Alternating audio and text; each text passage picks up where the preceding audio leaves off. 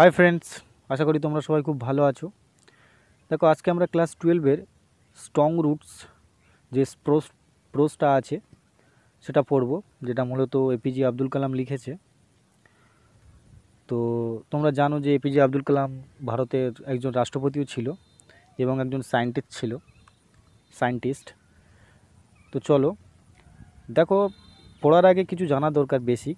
তো এই যে তোমরা স্ট্রং রুটস পড়বে, এটা এপিজে আব্দুল কালামের যে অটোবায়োগ্রাফি উইংস অফ ফায়ার সেখানকারই কিছুটা অংশ এখানে তুলে দেওয়া হয়েছে। অটোবায়োগ্রাফি মানে কোনো মানুষ যখন তার নিজের জীবনী নিজেই লেখে তখন তাকে অটোবায়োগ্রাফি বলে। তো আব্দুল কালাম তার যে জীবনী আছে সেটা নিজেই লিখেছিলেন উইংস অফ ফায়ার নামক গ্রন্থে। তো সেই যে গ্রন্থ আছে সেখানকারই কিছুটা অংশ স্ট্রং রুটস নামে আমরা পড়ব। তো চলো আজকের পড়া শুরু করি।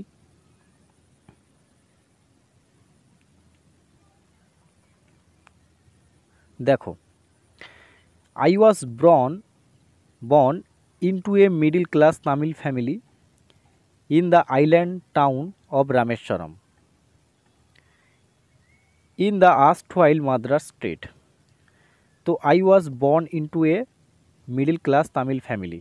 তো আমি জন্মেছিলাম একটি মধ্যবিত্ত তামিল পরিবারে। In the island town of Rameswaram, তো রামেশ্বরমের যে দ্বীপ শহর আছে সেইখানে। ইন দ্য আর্স্টওয়াইল মাদ্রাস স্টেট, যেটি ছিল আগেকার দিনে মাদ্রাস স্টেট। তোমরা জানো যে আগে যখন ব্রিটিশ ভারত ছিল তখন ব্রিটিশ ভারতের 3টে প্রেসিডেন্সি ছিল, বেঙ্গল প্রেসিডেন্সি, বোম্বে প্রেসিডেন্সি আর মাদ্রাস প্রেসিডেন্সি। তো মাদ্রাস প্রেসিডেন্সি বলতে তখন অনেক কটা স্টেট তার ভিতরে চলে আসতো, যেমন আজকালকার তামিলনাড়ু, তারপরে অন্ধ্রপ্রদেশ, এরকম অনেক কটা স্টেটই আসতো মাদ্রাসের মধ্যে। তো সেই মাদ্রাস স্টেটে এপিজে আব্দুল কালাম জন্মগ্রহণ করেছিল। তারপরে দেখো, my father Zainul Uddin had neither much formal education নর মাচ ওয়েলথ। তো মাই ফাদার, আমার বাবা জৈনুল উদ্দিন এপিজে আব্দুল কালামের বাবার নাম Zainul Uddin. Had neither much formal education নর মাচ ওয়েলথ, আমার বাবা জৈনুল উদ্দিন যার না ছিল কোনো প্রথাগত শিক্ষা ফর্মাল এডুকেশান নর মাচ ওয়েলথ, না কোনো সম্পদ। তো এখানে তোমরা দেখতে পাচ্ছ নাইদার নরের ব্যবহার হয়েছে। নাইদার নর তখন ব্যবহার হয় যখন দুটো জিনিসই নেগেটিভ হয়। তো এখানেও তার বাবার না ছিল কোনো প্রথাগত শিক্ষা, না ছিল সম্পত্তি, সেই অর্থে এখানে নাইদার নর ব্যবহৃত হয়েছে। আর নাইদার নর তোমরা জানো যে কম্পাউন্ড সেন্টেন্স যখন স্ট্রাকচার পড়ো তখন নাইদার নর থাকে তাতে। তো দেখো, despite this disadvantages he possess great innate wisdom and a true generosity of spirit. তো ডেসপাইট দিস ডিসঅ্যাডভান্টেজেস, তো এত অসুবিধা থাকা সত্ত্বেও হি পাজে, সে অধিকারী ছিল গ্রেট ইনার্ট উইজডম, মহান সহজাত জ্ঞান, and a true generosity of spirit, এবং অন্তরের এক অপকট বদান্যতা। He had an ideal helpmate in my mother Ashiamma. তো তার একজন আদর্শ জীবনসঙ্গী ছিল। He had an ideal helpmate, তার একজন আদর্শ জীবনসঙ্গী ছিল ইন মাই মাদার, সেটি ছিল আমার মা, কে? আসিয়াম্মা। তো আব্দুল কালামের বাবার নাম জৈনুল উদ্দিন আর আব্দুল কালামের মার নাম Ashiamma. I do not recall, আমি ঠিকঠাক করে মনে রাখতে পারি না, the exact number of people, মানে সঠিক সংখ্যার মানুষ, সি ফিড এভরি ডে, সে প্রত্যেক দিন খাওয়াতো। তো এখানে আব্দুল কালাম বলছে যে তার মনে পড়ে না, I do not recall the exact number of the people she fed every day, তার যে মা আছে সে প্রতিদিন কতজনকে প্রতিদিন খাওয়াতো, তার যে সংখ্যাটা, সেই সংখ্যাটা আব্দুল কালামের ঠিকঠাক করে মনে পড়ে না। বাট কিন্তু আই অ্যাম কোয়াইট সার্টেন, আমি পুরোপুরি নিশ্চিত, দ্যাট কি far more outsider ate with us than all the members of our own family put together. কিন্তু আব্দুল কালাম এটা পুরোপুরি নিশ্চিতভাবে বলতে পারে যে তার ঘরে, তার পরিবারে যতজন থাকতো এবং যতজন একসঙ্গে খেত, তার থেকে বেশি মানুষ মানে তার থেকে বেশি আউটসাইডার মানে বাইরের মানুষ আব্দুল কালামদের বাড়িতে খেত, বা আব্দুল কালামের বাড়িতে আব্দুল কালামের মা খাওয়াতো। My parents were widely regarded as an ideal couple. তো আমার বাবা মাকে মান্যগণ্য করা হতো এক আদর্শ দম্পতি হিসাবে। তো মাই প্যারেন্টস আমার পিতামাতা, ওয়ার দেখো এখানে প্যারেন্টস হচ্ছে যেহেতু প্লুরাল সাবজেক্ট ওই জন্য ওয়ার এসছে। ওয়াইডলি রিগার্ডেড মানে তাদেরকে মনে করা হতো অ্যাজ অ্যান আইডিয়াল কাপেল একজন আদর্শ দম্পতি। My mother's lineage was the more distinguished. তো আমার মায়ের যে বংশ আছে তারা আরও অনেক বেশি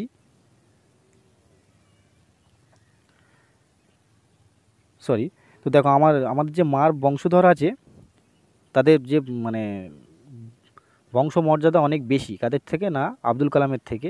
ওয়ান অফ হার ফরবিয়ার্স তাদের মধ্যে একজন যে পূর্বপুরুষ ছিল বা বংশধর ছিল, having being bestowed the title of Bahadur by the British. তো এপিজি আব্দুল কালামের মায়ের যে বংশধর ছিল তাদের মধ্যে একজন ব্রিটিশদের কাছ থেকে বাহাদুর টাইটেল পেয়েছিল। তারপরে দেখো I was one of many children. তো আমি ছিলাম অনেক ছেলেমেয়ের মধ্যে একজন। এ শর্ট বয় একটি ছোটো ছেলে with rather undistinguished looks, born to tall and handsome parents. তো একজন বিশেষত্বহীন, তেমন একটা লুক ভালো নয়, বিশেষত্বহীন একটি ছোটোখাটো বেটে ছেলে ছিলাম আমি। দেখো born to tall and handsome parents, কিন্তু বাবা মা কিরম ছিল? বাবা মা ছিলেন লম্বা এবং সুদর্শন, এবং বাবা মা তার মানে খুবই সুন্দর ছিল এবং লম্বা ছিল, কিন্তু আব্দুল কালাম ছিল বেঁটে এবং আনডিস্টিংগুইশ। দেখো we lived in our ancestral house which was built in the middle of the 19th century। আমরা বাস করতাম, we lived past indefinite tense, in our ancestral house আমাদের যে পুরনো বাড়ি ছিল সেখানে, হুইচ ওয়াজ বিল্ট যেটা তৈরি হয়েছিল, in the middle of the 19th century। তো 19 শতকের মধ্যবর্তী সময় সেই বিল্ডিংটা বা সেই ঘরটা তৈরি করা হয়েছিল। দেখো এখানে খুব সুন্দর জিনিস দেওয়া হয়েছে, we live in our ancestral house. আমি বারবার বলছিলাম যে অ্যাডজেক্টিভ ক্লজ, দেখো এখানে অ্যাডজেক্টিভ ক্লজ ইউজ হয়েছে, which was built in the middle of the 19th century। তো দেখো এই হাউস সম্পর্কে এক্সট্রা ইনফরমেশান দিচ্ছে এই হুইচ থেকে এটা পুরোপুরি অ্যাডজেক্টিভ ক্লজ। আর অ্যাডজেক্টিভ ক্লজ সাধারণত কমপ্লেক্স সেন্টেন্স তৈরি করে।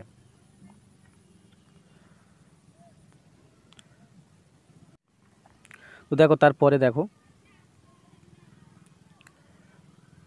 ইট was a fairly large pucca house, সেটি ছিল মোটামুটি একটা ভালো বড় পাকা বাড়ি। Made of limestone and brick, যেটি তৈরি হয়েছিল লাইমস্টোন এবং ব্রিক মানে ইট দিয়ে। On the mosque street in রামেশ্বরমের মক স্ট্রিটে এই বাড়িটি ছিল, যে বাড়িটির কথা আব্দুল কালাম বলছে। My austere father used to avoid all the inessential comforts and luxuries.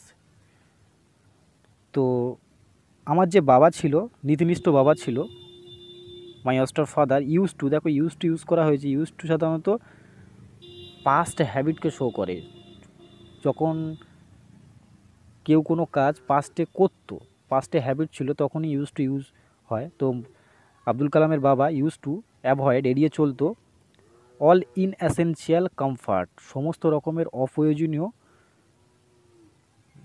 স্বাচ্ছন্দ্য, অ্যান্ড লাক্সারিজ এবং বিলাসিতাকে।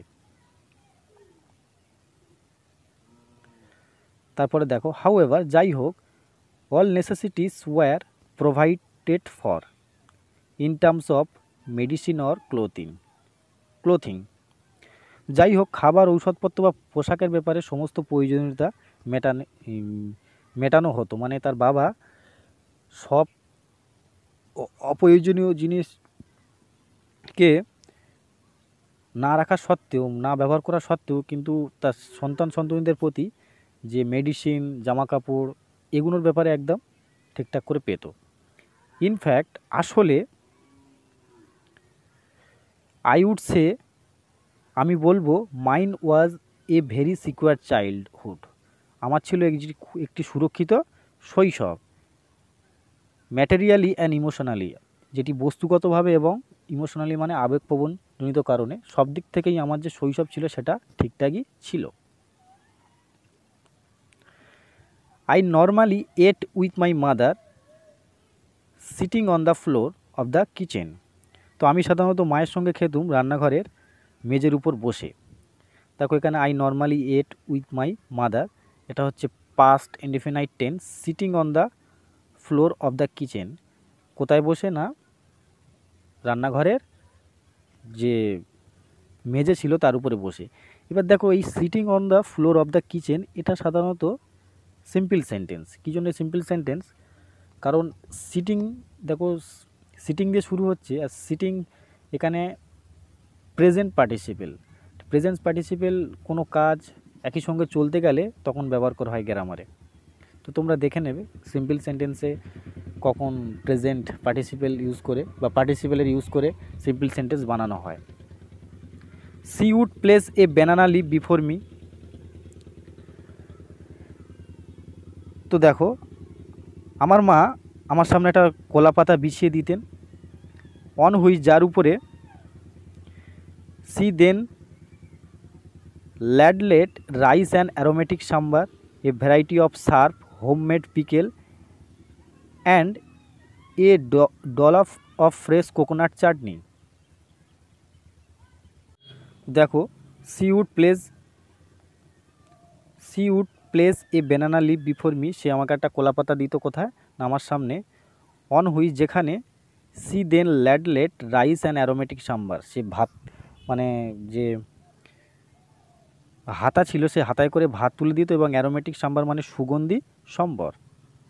এ ভ্যারাইটি অফ সার্ভ মানে বিভিন্ন ধরনের ঝাঁঝালো খাবার। হোমমেড পিকেল, ঘরে তৈরি আচার। And a dollop of fresh coconut chutney, আর একদোলা টাটকা নারকেলের চাটনি। তো দেখতে পাচ্ছ যে আব্দুল কালামের ছোটোবেলায় বা চাইল্ডহুড কেমন ছিল সেটাই আব্দুল কালাম এখানে বর্ণনা করেছে। তো আজকের ভিডিও এই অবধি। যদি তোমাদের ভালো লাগে তাহলে অবশ্যই আমাদের চ্যানেলটিকে সাবস্ক্রাইব করে দিও, আর যদি তুমি এই চ্যানেলে নতুন হয়ে থাকো তাহলে অবশ্যই আমার ভিডিওকে লাইক করে দিও। যদি সত্যিকারে ভালো লেগে থাকে পাশে থাকা বেল আইকনটাও প্রেস করে দিও, যাতে এই চ্যানেলে যত নতুন ভিডিও আপলোড হয় তার নোটিফিকেশান সবার আগে তোমার কাছে পৌঁছায়। So thank you.